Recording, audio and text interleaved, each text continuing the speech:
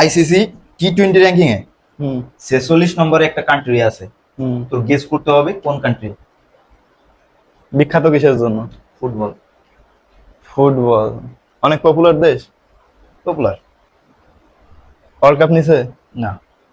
Europe? Europe.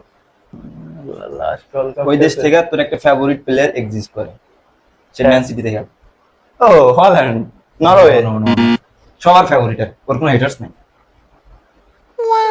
আচ্ছা Griezmann? Griezmann ভাই man সিটিতে খেলে না। না না, ও আচ্ছা ম্যান সিটিতে খেলে না, তাইলে কে ম্যান সিটিতে খেলে? আমি চিনি না তাই। ওর ওর গার্লফ্রেন্ডে বাগাই নিছে। আচ্ছা আচ্ছা, কেভিন ডে ব্রুইনা। কোন দেশ বল? কেভিন কেভিন তুই দেশের নাম জানিস না? ফ্রান্স নাকি? কাট কাট।